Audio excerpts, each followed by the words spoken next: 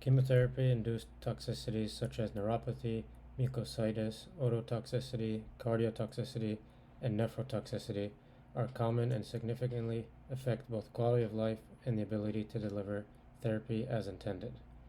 N-Acetylcysteine, or NAC, is already widely used in medicine, intravenously as an antidote for acetaminophen overdose, and orally or by inhalation as a mucolytic for chronic lung disease, but its relevance in oncology comes from its antioxidant properties. As shown in Figure 1, NAC replenishes cysteine, which is the rate-limiting substrate for glutathione synthesis. Glutathione is the body's largest antioxidant, neutralizing free radicals and reactive oxygen species generated during chemotherapy. NAC also enhances sulfane-sulfur species, which further strengthen redox defenses and protect protein thiols from oxidative injury. Together, all these mechanisms provide a biologic rationale for NAC as a protective agent during chemotherapy. We conducted a systematic review and meta-analysis of randomized and comparative trials. Searchers across PubMed, Scopus, and Cochrane up until this July of 2025 identified 13 studies enrolling 551 patients. The process of study identification, screening, and eligibility is shown here in the PRISM flow diagram, Figure 2. NAC was given orally, intravenously, or through the tympanic membrane. Across all the studies, NAC was consistently well tolerated and did not interfere with anti-tumor efficacy. So the key results.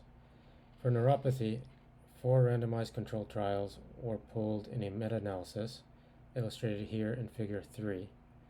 NAC reduced the incidence of chemotherapy-induced peripheral neuropathy from 71% in the controls to 33% with treatment, yielding a pooled risk ratio of 0.41.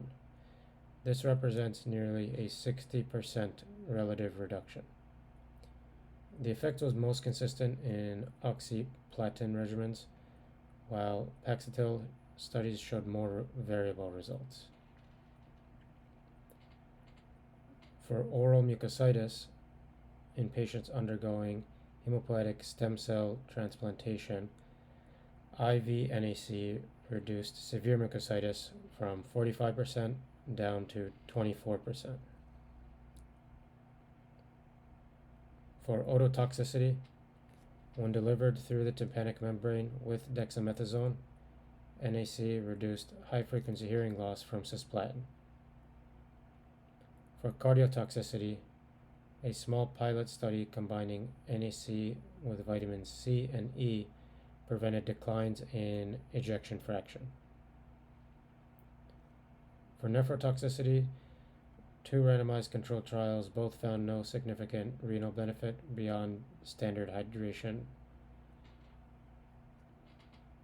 In conclusion, NAC is safe and demonstrates promise as a supportive therapy in oncology. Oral NAC does not appear to prevent nephrotoxicity, and neuropathy prevention is possible, particularly in oxyplatin regimens, but findings are heterogeneous. The strongest support and evidence in favor of NAC is for the prevention of oral mucositis and ototoxicity from cisplatin. Further research will require larger, multi-center, randomized controlled trials to confirm efficacy, clarify optimal dosing and route of delivery, and determine impact on long-term patient outcomes.